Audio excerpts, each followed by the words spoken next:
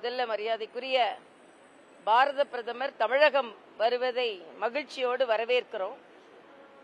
பாரத பிரதமர் பீகார் தேர்தல் முடிஞ்சு இன்னும் அங்க முதலமைச்சர் பதவி ஏற்பதற்கு முன்னாலேயே தமிழகத்திற்கு வர வேண்டும் என்றும் தமிழக விவசாயிகளின் மீது அக்கறை கொண்டு இங்கே வந்து அந்த நிகழ்ச்சியில் கலந்து கொள்வது மட்டுமல்லாமல் நாடு முழுவதும் உள்ள விவசாயிகளுக்கான ஊக்கத்தொகையை அறிவிக்கிறார்.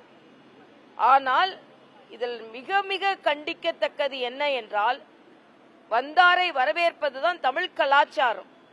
பிரதமர் நம் தமிழகத்திற்கு வருகிறார், நம் கோவைக்கு வருகிறார். ஆனால் முதலமைச்சர் கடிதம் எழுதி கொண்டிருக்கிறார். நம்ம ஊருக்கு வரும்பொழுது கடிதம் எழுதுவது சரியான்னு நான் தமிழக மக்களிடமே ஒரு கேள்வியை கேட்கிறேன். பிரதமர் வராரு, வரும்பொழுது உங்களுக்கு என்னென்ன கோரிக்கை இருக்குதோ நேரா சொல்ல வேண்டியது தானே. அப்போ வரவேற்பது உங்க ஈகோ பிரச்சனை இல்ல. ஈகோ பிரச்சனை தமிழக மக்கள் மீது நீங்கள் திணிக்கிறீர்கள். தமிழக மக்களின் கோரிக்கையை பிரதமரிடம் வரவேற்பது மட்டுமல்லாமல் நேரடியாக சொல்லுகின்ற ஒரு வாய்ப்பு வரும் பொழுது அதை தமிழக முதலமைச்சர் நிராகரிக்கிறார். ஆக தமிழக மக்களின் நலனை அவர் நிராகரிக்கிறார் என்று நேரடியாக நான் குற்றம் சாட்டுகிறேன். பிரதமரை ஏன் சந்திக்க மறுக்கிறீங்க? நீங்கள் தமிழகத்தின் முதலமைச்சராக இருப்பதை போல இந்த நாட்டின் பிரதம அமைச்சர் அவர். ஆக அந்த பதவியை மரியாதை செலுத்த உங்களுக்கு விருப்பம் இல்லையா? இல்லைன்னா நீங்க மக்களுக்கான பிரச்சனையே உங்களோட திமுக பிரச்சனையா பாக்குறீங்களா? இல்லை என்றால் ஆட்சியில் உள்ள பிரச்சனையை கட்சியா பாக்குறீங்களா? ஆக இது மிக மிக வேதனை அளிக்கக்கூடிய ஒன்று தமிழக மக்களுக்கு. அதனால இதை ஒப்புக்கொள்ள முடியாது. தமிழக முதலமைச்சர் முதலில் தமிழக கலாச்சாரத்தை பின்பற்ற வேண்டும் என்று நான் கேட்டுக்கொள்கிறேன். இன்னொன்று, ஒரு பிரச்சனை வர்றதுக்கு முன்னாலேயே மரியாதைக்குரிய பாரத பிரதமர் கோவைக்கு வருகிறார். அவரு கோவைக்கு வருவதற்கு முன்னாலேயே மெட்ரோ கோவைக்கு வராது அப்படின்னு ஒரு பொய் பிரச்சாரத்தை தூக்கி வீசி தவறான ஒரு அரசியலை இந்தி கூட்டணி செய்கிறது என்று எனது வன்மையான கண்டனத்தை நான் பதிவு செய்கிறேன். இங்க சென்னையில 87 கோடிக்கு திட்டமிடப்பட்ட மழைநீர் வடிகால் வாரியம் எதுவுமே செய்யல. இன்னைக்கு ஒரு படம் பார்த்திருப்பீங்க, போட்டை லாரியில கெட்டி ரெடியா வச்சாச்சு. ஆக நீங்க ஒழுங்கா மழைநீர் வடிகால நடைமுறைப்படுத்தி இருந்தீங்கன்னா போட்டு எதுக்கு? மாநகராட்சி போட்டு வேற இப்ப விலைக்கு வாங்கி வச்சிருக்காங்க. ஆக நம்ம மாநிலத்துல பக்கத்து தெரு மக்களுக்கு என்னென்ன உதவி வேணுமோ அதெல்லாம் செய்யாம இன்னைக்கு மெட்ரோ நிறுவனம் மிக தெளிவாக சொல்லி இருக்கிறார்கள், திட்ட அறிக்கையில சில சந்தேகங்கள் இருக்கிறது என்று. ஆக மத்திய அரசு நல்லது செய்வதான் கேட்கிற. யூபி அரசாங்கத்துல இருந்தீங்கல்ல, எவ்வளவு மெட்ரோ கொண்டு வந்தீங்க? எவ்வளவு இந்த விமான நிலையத்தை விரிவுபடுத்தினீங்க? ஒண்ணு செய்யல. 5 அமைச்சர்கள் இருந்து ஒண்ணுமே செய்யல. ஆனா மரியாதைக்குரிய பாரத பிரதமர் 10 ஆண்டுகளுக்குள்ள 11 லட்சம் கோடி தமிழகத்திற்கு ஒதுக்கப்பட்டிருக்கிறது. ஆனா மறுபடியும் பொய் பிரச்சாரம் செய்வதை நிறுத்திக் கொள்ள வேண்டும் என்று நான் கேட்டுக்கொள்கிறேன்.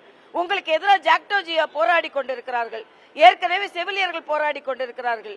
இந்த மருத்துவமனையில எந்த வசதியும் இல்லை அப்படின்னு இன்னைக்கு பத்திரிகையில வந்திருக்கு. ஆக தமிழகத்துல அவ்வளவு ஓட்டையை வைத்துக் கொண்டு ஓட்டு வாங்கி கொண்டு இன்னைக்கு எதற்கெடுத்தாலும் மத்திய அரசை குறை சொல்லு என்றால், இதுல வேற வெங்கடேசன் எம்பி வேற எதையுமே படிக்க மாட்டாரு, சொல்லிக்கொண்டே இருக்க வேண்டியது. அதனால இந்த குறை சொல்வதை தாயுள்ளத்தோடு தமிழகத்திற்கு வரும் பாரத பிரதமரை வர்றதுக்கு முன்னாலேயே பொய் பிரச்சாரங்களை வைத்து முறியடிக்க வேண்டாம். உங்களது பொய் பிரச்சாரம் முறியடிக்கப்படும் என்று நான் தெரிவித்துக் கொள்கிறேன். இன்னைக்கு இளைஞர்களும் பெண்களும் பாஜக கூட்டணி பக்கம் இருக்கிறார்கள். அதுதான் பீகாரில் நிலைநிறுத்தப்பட்டிருக்கிறது, வலியுறுத்தப்பட்டிருக்கிறது, நிரூபிக்கப்பட்டிருக்கிறது என்பதை நான் தெரிவித்துக் கொள்கிறேன்.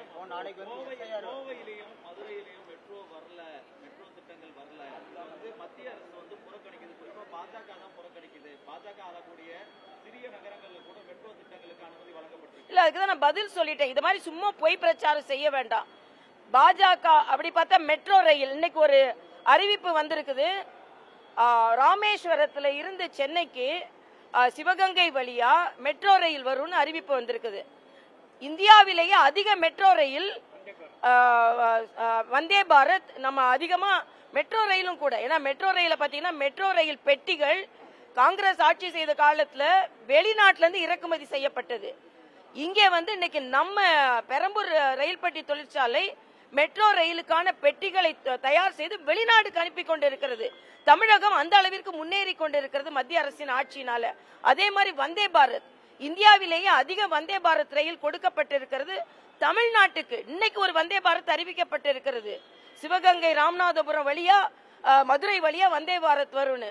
அப்போ பாஜக ஆட்சி செய்யற மாநிலங்கள்ல தான் மக்கள் பயணிக்கணும்னா மெட்ரோ ரயிலுக்கும் வந்தே பாரத்துக்கும் என்ன வேறுபாடு காண்பிக்க போறாங்களா?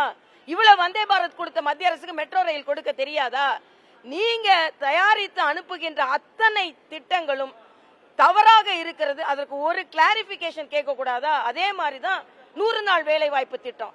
100 நாள் வேலை வாய்ப்பு திட்டத்துல இந்தியாவிலேயே 2வது மாநிலமாக அதிக ஊழல் செய்த மாநிலமாக இந்த மாநிலம் இருக்கிறது. கள்ளக்குறிச்சியில ஒரு அம்மா ஸ்கூல்ல வேலை செஞ்சுட்டு இருக்காங்க.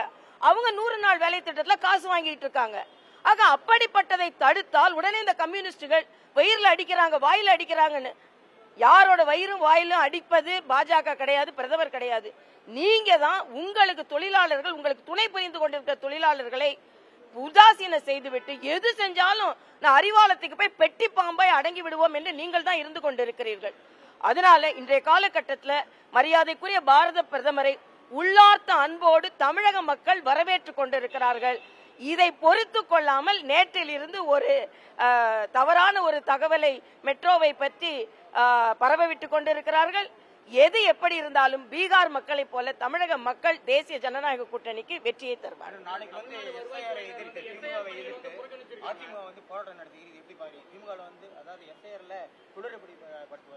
இல்ல, திமுகவின் உள்ளீடு இருக்கிறது. திமுக சரியா இப்ப 12 மாநிலத்துல எஸ்ஐஆர் அறிவிக்கப்பட்டது.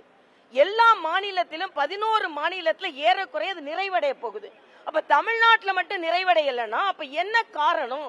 இங்கே உள்ள மாநில அரசு அது முழுமையாக நிறைவடைய கூடாது என்று உள்நோக்கத்தோடு செயலாற்றி கொண்டிருக்கிறார்கள். ஆக பிரச்சனை வந்ததுன்னா 11 மாநிலத்திலையும் வரணும்ல. ஆக இதை நீங்கள் வேண்டுமென்றே குளறுபடி செய்கிறீர்கள் என்பதை தான் அதிமுக சொல்கிறது.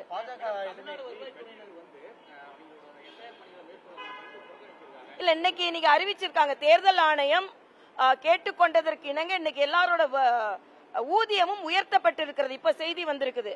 தேர்தல் ஆணையமும் அவங்க வேலைக்கு ஏற்ற மாதிரி. ஆனா எந்த அரசு அலுவலரும் தேர்தல் ஆணையத்தின் வேலையை நிராகரிக்க முடியாது என்பது சட்டம்.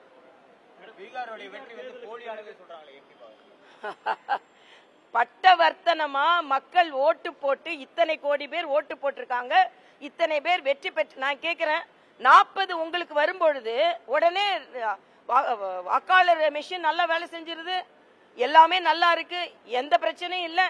ஆனா பாஜக வெற்றி பெற்றா மட்டும் அது போலி ஆயிடுதா? ஆக நீங்க காலியாக போறீங்க. அதுதான் போலி போலின்னு சொல்லிட்டு இருக்கீங்க. அதனால அங்க எஃப்ஐஆர் போலி, அங்க எஸ்ஐஆர் போலின்னு சொன்னீங்கன்னா இங்க எஸ்ஐஆர் உங்களை காலி பண்ண போகுது. அதுக்காக உடனே எஸ்ஐஆர் வச்சு வெற்றி பெறாங்கன்னு இல்ல, போலி வாக்காளர்களை வச்சு நீங்க வெற்றி பெற்று இருக்கீங்க. அந்த போலி வாக்காளர்களை நீக்கும் பொழுது அந்த வெற்றி போலியில் இருந்து உண்மையான வெற்றியாக வருகிறது என்பதான் எனது கருத்து.